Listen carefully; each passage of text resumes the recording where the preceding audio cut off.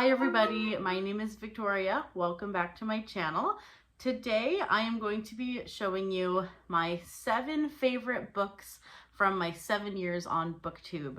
I don't usually keep track or notice of how many years I've been on Booktube until YouTube tells me. So recently I logged in to upload a video and it was like, happy birthday of your channel. And so I was like, oh, and then it said 7 years and it made me feel very old. And I was thinking, you know, it would be fun since 7 years, it seems like a lot of years. I thought I would look back and really kind of give you a taste of what my reading taste is. And so if you're new to my channel, this would be a good video to watch to kind of learn my own reading taste and find out what stands out to me. So what I did was I went back through all of my videos from the past 7 years as far as my favorite videos, like my yearly top 10 books of that year, or however I structured it. I haven't always done a top 10 video. Sometimes I've done different things. And so I went back and I figured out which was my favorite of each year. So we're going to start with 2018, and that must have been the first full year that I was on Booktube. I honestly think I started a channel actually the year before in 2017, and I think I ended up deleting that channel for some reason, and then I came back. And so I think 2018 was officially the start of this channel, if you can believe it. I can't believe it. 2018, so much has changed since 2018, let me tell you. All right, so my favorite book of 2018 was Memoirs of Agia by Arthur Golden. And I think this really speaks to, one, my love of historical fiction. I've been picking up more historical fiction lately.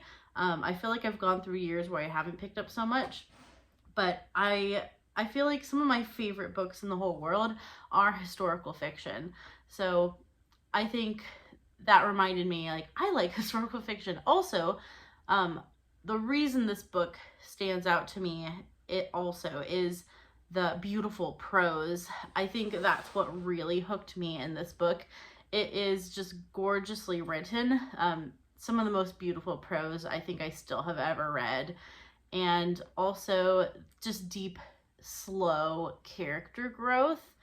And at the same time, the reader is learning a lot about the society that most of us didn't know very much about before this novel came out and the movie. I actually saw the movie first, way back in the day when it came out. I don't even know what year the movie came out, but I'm pretty sure I saw the movie first and then I read the book. But the book is truly beautiful. And yeah, if you haven't read Memoirs of Agia, I do very much recommend it. And yeah, I don't even know what else Arthur Golden has written, but I would be curious to read more by him. I have to look into that. But Memoirs of Agia was my favorite book of 2018. All right, going on to 2019, I had a nonfiction that stood out over all of the other books, and I proclaimed my favorite book of 2019 to be Unbroken by Laura Hillenbrand. And this one, I honestly don't remember a lot of details now. I'm probably due for a reread, but I do remember parts of it and the parts that made this my favorite book. And it's specifically the way that Louis Zamperini learns, and like the crazy life experience and the lessons he learns, and like how this changes him. So if you don't know, Louis Zamperini was captured by a Japanese prisoner of war camp. And so it follows his life from being a very delinquent young man to joining the army? No. Airman, Air Force. He was a pilot, joining the Air Force and entering into World War II, and then his capture and his story, and his harrowing tale of survival. And it's pretty incredible. It's just an incredible story, and it's one that you should not miss. I highly recommend Unbroken. And it's just so redemptive, and it's just incredible as like a Christian. It also spoke to me on a spiritual level, and so yeah, I just really highly recommend Unbroken. All right, going into 2020 was defined for me by Stormalong, where me and some friends hosted a read-along of the Stormlight Archives, and we spent 2 months on each book in preparation for Rhythm of War. Rhythm of War came out in 2020, and so we really read the Stormlight Archive bricks very quickly. And I decided that my favorite of those bricks was Words of Radiance. And I recently reread Words of Radiance. And so far, I think I can still say that I liked Words of Radiance more than Way of Kings. I just think this is just such a good book in its pacing and also its setup. And it doesn't quite have the slowness of Way of Kings. Although I love that too. Don't get me wrong, I'm not complaining about the slowness of Way of Kings, but this also follows a lot more of Shallan's story, and she's actually my favorite Stormlight character, which I have found to be kind of controversial. Usually people love either Kaladin or Dalinar. I love Shallan. So yeah, this is more of her story. Although it's obviously everybody's story, but it focuses a lot more on her. So I just really still love Words of Radiance, and I just think it's fantastic still. Just finished my reread of it, so it holds up. I am curious where Oathbringer will stand, because I remember being sort of fatigued through Oathbringer and then loving the ending. So I'm very curious to see if Oathbringer on a reread might top Words of Radiance, but we'll see, because Dalinar is also the best. So yeah, and Oathbringer is more about Dalinar. So I don't know. We're gonna find out when I reread Oathbringer, but still love Words of Radiance. That was my favorite book of 2020. And then in 2021, I hosted my own read-along of the what's it called? The Space Trilogy? Yeah, the Space Trilogy. I hosted my own read-along, which was the first time I had ever like initiated my own read-along of a series kind of thing. And so we read Out of the Silent Planet, Paralandra, and That Hideous Strength, all by C.S. Lewis. And I had never read them before, but I have always been curious about them and really had a great time reading them and chatting with friends about them. I think out of the three, Paralandra was probably my standout favorite. That's also the one I remember the most. I honestly barely remember this one, That Hideous Strength, which is weird because it's the conclusion, but I remember it being really different than these two and almost following like a very different like set of characters. I think it follows almost completely other characters, in fact, than we do here. So yeah, I remember this not sticking in my brain. So again, someday I'll reread them because I honestly can't even remember this. I know I read it, but I only remember these two. And yeah, Paralandra I think was my favorite of those. So yeah, C.S. Lewis is just an all-time favorite author, and this is his kind of fantasy sci-fi adult series. I do recommend it if you are like a Narnia fan and you've never read his adult fiction in like a fantastical setting. I think these are really worth your time. So yeah, those I specifically Pearlanda was probably my favorite book of 2020, but in my, or no, 2021, sorry. But in my favorites video, I didn't list a favorite of these. I think I just said this series was my favorite thing that I read in 2021.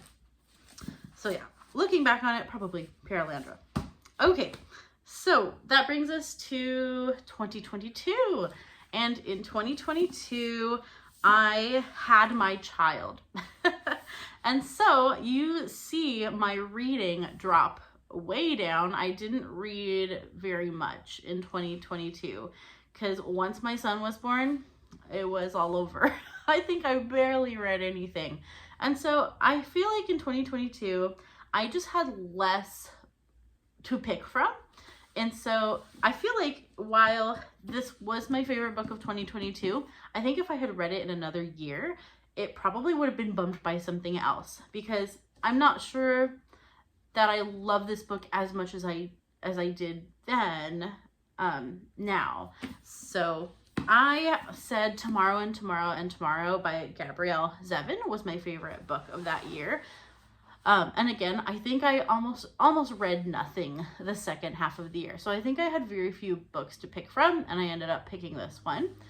And I think it was also a year where I just didn't have very many 5-star books. And I'm not to say that I think this is bad. I don't think this is bad. I just think it wouldn't have held up in a different year as my favorite book. You know what I mean? Not trying to rag on this, but Tomorrow and Tomorrow and Tomorrow is a kind of like anti-relationship story. It follows friends who basically kind of like, they don't really stay friends. Like their relationship really changes throughout.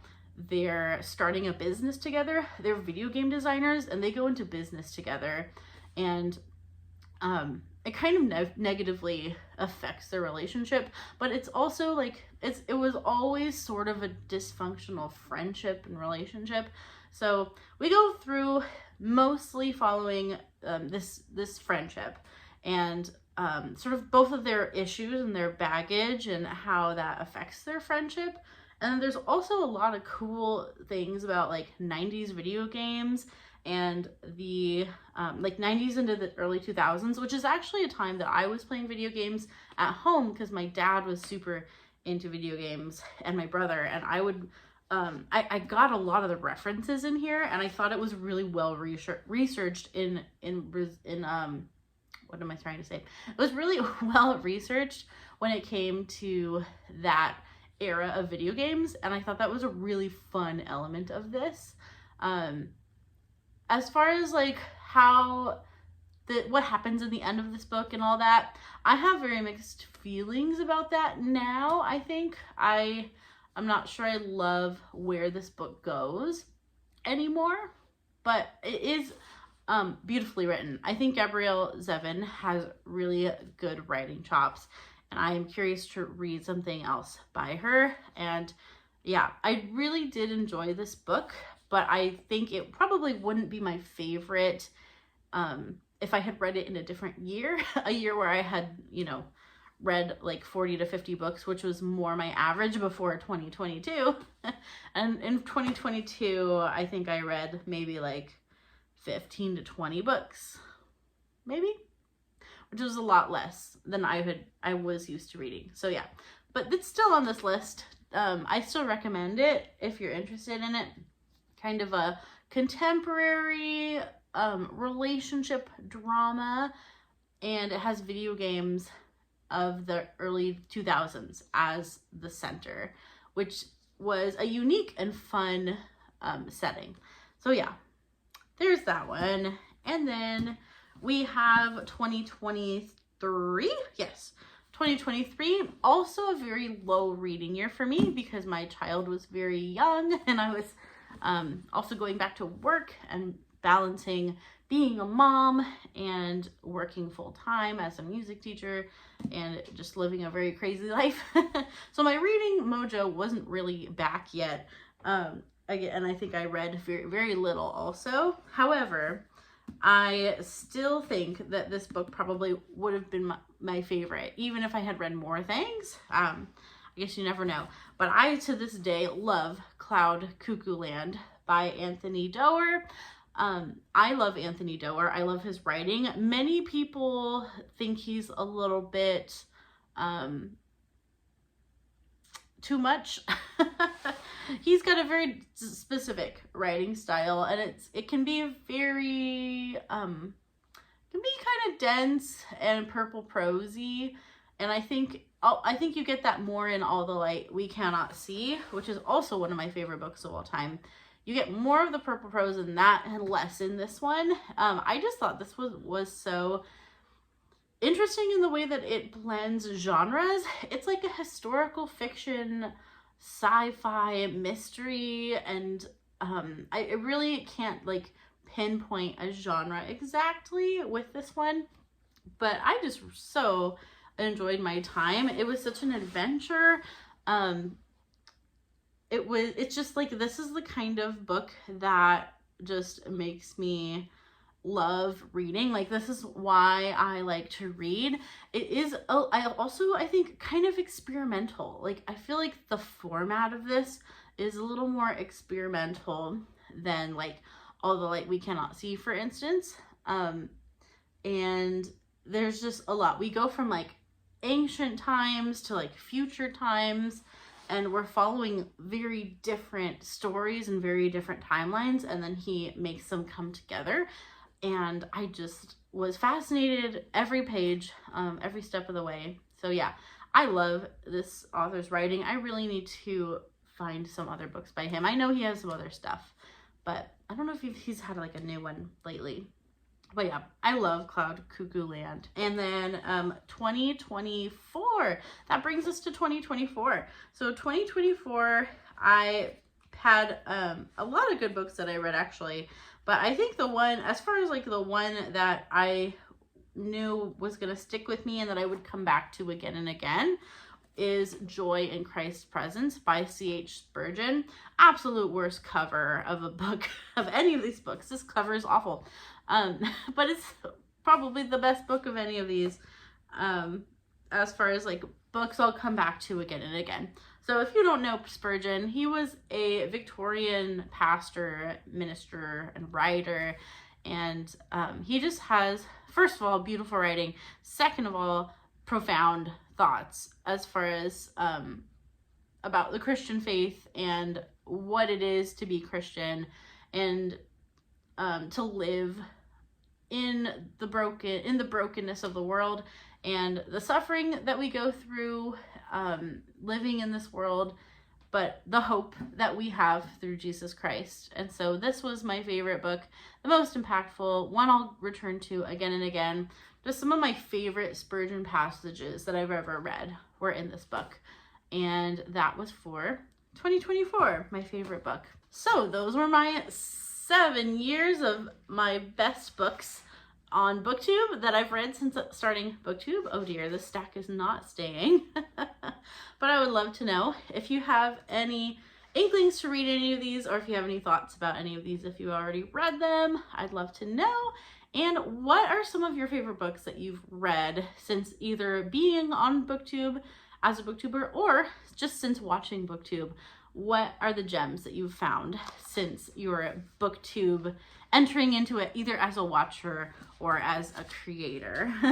I would love to know. No matter how long you've been watching my channel, if you've been watching for 7 years or if this is your first day, thank you so much for supporting my channel. Booktube has been just such a staple of my life and my hobbies, and it's really transformed my reading life in a way that I hope never goes away, and I don't think it will. But I'm just so glad that Booktube came into my life, because I've met so many wonderful friends, and I've also read so many wonderful books and have just been exposed to so many authors and books that I would have never heard of before if I had not been on Booktube. And I've just been so thankful for everyone's support here on my channel.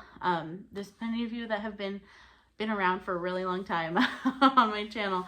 I would be curious to know, is there anybody who was watching me for 7 years? Probably not at this point. I don't know, but maybe I'll be surprised. I'd love to know. Okay, I will see you all in the next video. Thank you so much for watching. Have a great day. Keep reading great books, and until next time, bye-bye.